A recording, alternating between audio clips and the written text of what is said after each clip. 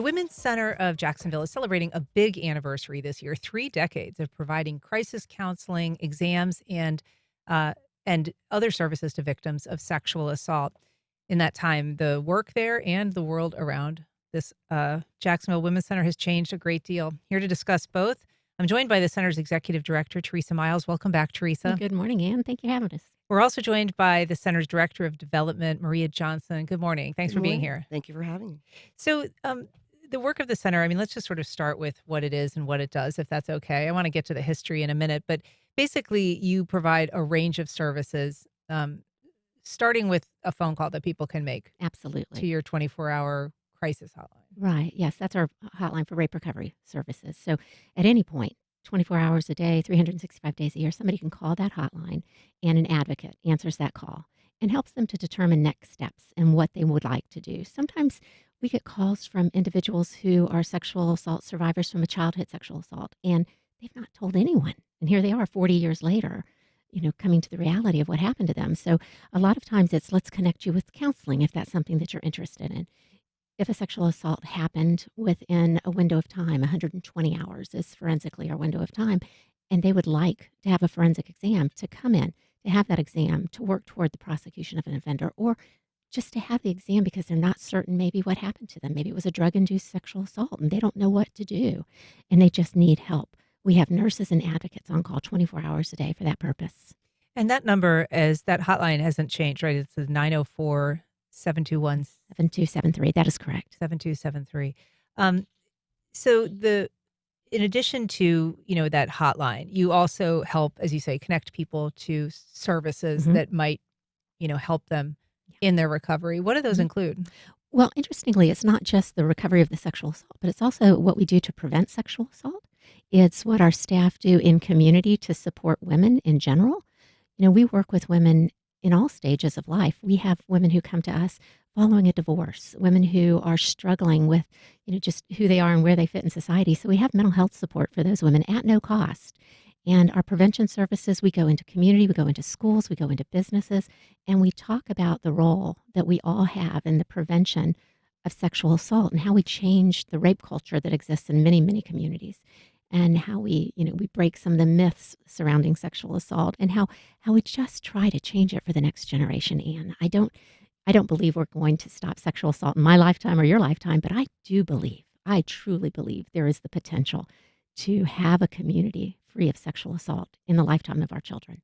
I believe that. Maria, in terms of, that goal, that aim, what kind of trends do we see in the world over or in the United States in terms of the rate of sexual assault, the frequency of it, or even, kind of the circumstances surrounding it and when it's occurring or how it's occurring? Sexual assault is something that's it's difficult sometimes to provide statistics on because the numbers are so low because a lot of people don't report it, so it goes unreported many times. I would say Teresa probably more than 60%, Yeah. of the time. Can I just So, stop you there because mhm. I want to get to the question, but we often hear that it's underreported. So if it's underreported, like how do you know? I mean, sometimes you'll hear, oh, only this percentage of people report sexual assault, but how do we know if they're not reporting? Go ahead, Yeah, Teresa. I'll take that. Absolutely. So there are rape recovery programs throughout the nation, and we have national organizations such as the National Sexual Violence Research Institute that actually tracks the number of non-reports, and our Department of Justice also tracks that. So people can come in and they can report their sexual violence, but yet it doesn't go to the next point of prosecution. So that's what we know. We know that Mm, there are a lot that are not being reported to law enforcement. okay. And there's a lot of reasons, and it starts with believing. We haven't, as a culture, believed sexual assault survivors. So people are afraid. It is it is a crime of isolation, so there aren't witnesses. I mean, there's so many reasons that people don't come forward and talk about sexual violence. The numbers are pretty staggering, and they're pretty we're talking one in four women who are actually sexually assaulted in their lifetime. And there's a pretty high number. Some statistics are as low as one in six men had had some type of sexual violence perpetrated against them. So we know it's happening. Mhm. It's just not always leading to the prosecution of offenders. So I didn't mean to steal your thunder there, Maria, but we were talking about kind of trends. Can you return to that a little bit? Yeah, the trends are definitely they're lacking because of lack of reporting. So, but I think sexual assault is something that can happen to anybody. The trends in the United States are going up. Far as sexual assaults and trafficking, human trafficking, a lot of it is labor driven. Most of it is sexually driven as well. Right now, Florida is number 3 in the country in that, and let's see, Jacksonville's number 3 in the state, behind Miami and Tampa In terms of the rate of trafficking? of trafficking. And of course, trafficking affects our sexual assault lines. There's definitely people that are just using the trafficking as a labor driven, but the majority of even that labor driven is always mixed with sexual assault of some kind. So these are staggering statistics for Florida to be number 3 in the country, behind California, and I don't remember which one other one it was. I can't remember, but yeah, I mean that's staggering. And for Jacksonville to be number 3 in the state, that's huge. And we were just doing some statistics on sex trafficking ads, and we are number 1 in sex trafficking ads. So we have the most demand in the state, and demand is what causes the sexual trafficking to thrive. It's a business. It seems too that in some ways we've expanded our definition of sexual assault to include things like, child abuse as a young person. I think that used to belong into a category almost unto itself if someone was, sexually abused as a kid, or things like sex trafficking, which we just used to call prostitution, and also sort of didn't count. So is that part of just a growing evolution of our understanding of what constitutes sexual assault? Is that also responsible for sort of the growing numbers that you see? I think so. I mean, I think childhood sexual assault has always been there. I mean, I think there's a huge number of people that don't want to talk about it. Again, the disbelief, the not believing, going through the trauma of the family members. So that's one aspect of it. I think, a lot of sexual assault happens with people that we know. So, in fact, the majority of it is somebody that you know, somebody who's in your family, somebody who's you're having an affair with, somebody that you're dating. It doesn't have to be just somebody you met at a bar, right? And just had a one time thing. So, there's a lot of different factors when it comes to sexual assault. And I think the trafficking part just hasn't been talked about. And so I think now we're trying to create awareness. I mean, Teresa's on a committee with the city that's focusing on human trafficking, and so bringing it to the forefront. And so I think, yes, there's just so many ways that the trends have changed and making us more aware of what sexual assault really is and where it comes from. Do you believe, Teresa, that it has gotten easier for people to discuss sexual assault? Has it gotten more acceptable to acknowledge that it's happened? Has it gotten less shameful for people to talk about? Absolutely. The Me Too movement made a huge, huge difference in how people talk about it. And, even within our culture, we really recognize sexual violence. It's not just rape. It's not just what we think about the standard. It's sexual violence of all kind, groping individuals and harming individuals. And, it's pervasive in society, but it's also becoming a matter of conversation. And I do see a generation that is not tolerating it, whereas maybe generations before did because they didn't know how to address it. I mean, it's interesting. I think back to, even, movies of my youth, and there was a time when rape was just almost like a punchline. It Mhm. wasn't considered anything to take very seriously. It was, treated comedically. Absolutely. And those are the things that have really permeated into becoming a rape culture. When you think about it, the dirty jokes in the locker rooms and all of those things, they add up to dehumanizing people, right? So when you dehumanize someone, then you don't see them in that capacity. You don't see them as somebody's sister, mother, daughter, brother. You look at them as a commodity or something that's worth very little value, so you can joke about them. So yeah, I think we do see a turn in our culture right now where young people are not tolerating that behavior as much, and I think that's promising. I'm interested in just some statistics about what the center sees in terms of, how many calls do you receive to the hotline each year? How many forensic exams are you Mhm. doing each year? Just to kind of Yeah. help us gauge. And we should say you serve Duval, Nassau, And Baker and counties. Baker Mhm. counties. Yeah, over 5,000 calls to our hotline annually is what we're seeing.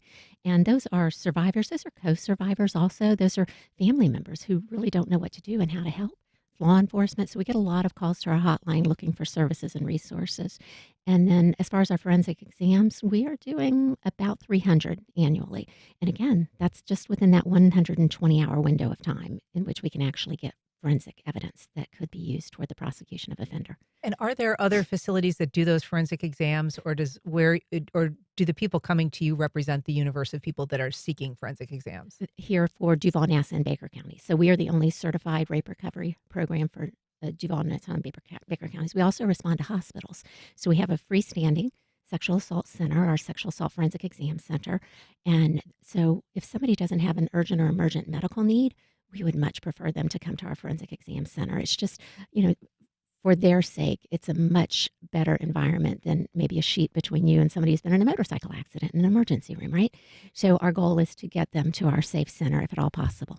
And it's worth noting, I mean, going through a forensic exam after a sexual assault is not an easy process. I mean, aside from the trauma that someone has experienced in just the minutes or hours before, it is also very long in some cases. Absolutely. It could take 3 to 4 hours, and it really depends on the survivor themselves because we let them really set the tone for how that happens. If they want to slow down, if they want to just get this over because they got to get their child on a bus to get them to school the next morning, whatever their situation is, we work with them.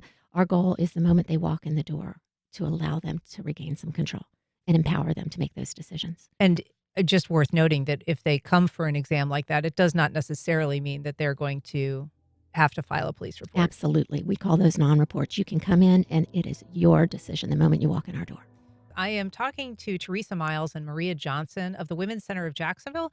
They are celebrating their 30th anniversary this year. And I'd like to talk to you a little bit about that history. Neither of you were here when it got underway. It's been a long time. But you have been here quite a while, Teresa, and you've worked as an advocate for 30 years. So can you talk a little bit about the origins of the Women's Sure. Center, how it got started? So my predecessor, Shirley Webb, and a group of very sacrificial and motivated women and some men came together because there was really a lack of any type of centralized repository of information for women.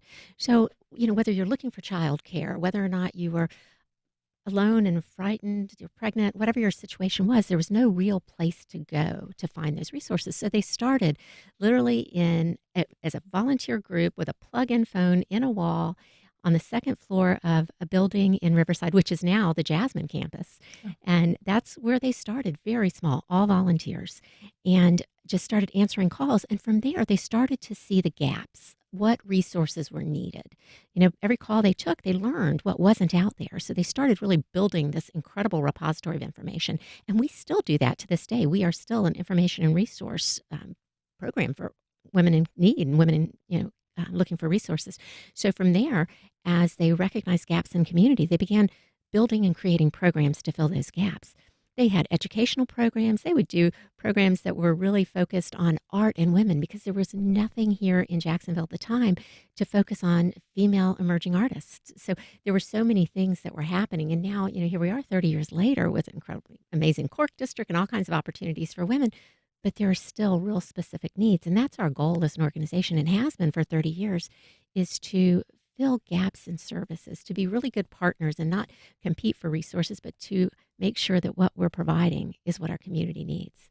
So in celebration of this big anniversary, you guys are having a very prominent keynote speaker come to town. Tell us a little bit about what the event involves and who's invited. Yeah, the community at large. Go ahead, Maria. Women, Words, and Wisdom is an annual event that we do. However, this year it's our anniversary event, so 30 years of hope and healing is what we are saying that to people that we are asking for support of. The lady who's coming, our speaker, is Amanda Nguyen, and she is a powerhouse of a woman. She gave up her dream of becoming an astronaut after being raped at Harvard in 2013. Her experience dealing with the DNA collection and the process of the forensic exam caused her to shift her gears from that to just being an activist. And she crafted the Sexual Assault Bill of Rights, which passed in Congress and signed into law in 2016. So she really has become a globally known name for changing legislation, activism, and sexual assault survivor healing, and talking about how to survive those type of traumas. She also earned a Nobel Peace Prize nomination in 2013. She was the Times Women of the Year in 2022. And on April 14 of this year, she was the first Asian American woman to fly to space. So she made her dream come true, which she gave up. I mean, she was studying to be an astronaut when she was raped at Harvard, and gave it up. And now this year, she was able to go up with 6 women who all went up with her. Katy Perry was one of them. I'm sure we've heard about. Everybody's seen This that. is the Blue Origin. The Blue Origin, spaceship, right? Yeah. So she had a message to tell survivors when she came back off that mission, and it was, "You can heal. No dream is too wild." So this is going to be a wonderful event.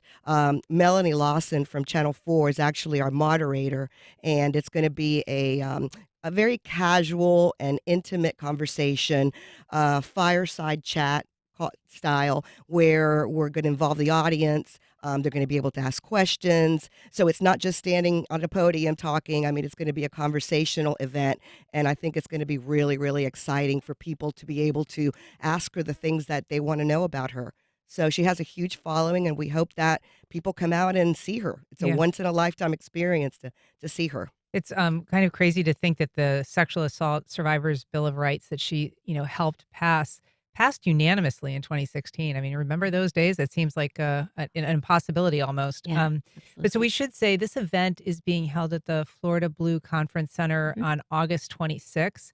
And you talked about the keynote, but if people are tickets still available, and when does that window close? Yes, tickets are Yes, the still tickets available. are still available. The best way to do it is to go on our website. It's www.wcj.org.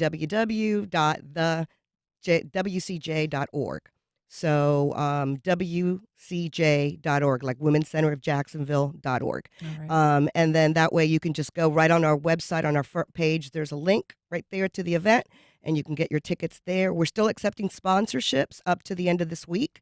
And tickets will be on sale probably till about, I would say, maybe the 18th or 19th, when we'll have to close it off. All right. Well, Maria Johnson, Teresa Miles, congrats on 30 years. Thanks so much for being here today. Appreciate it. Thank you, Thank Hannah. you for having us.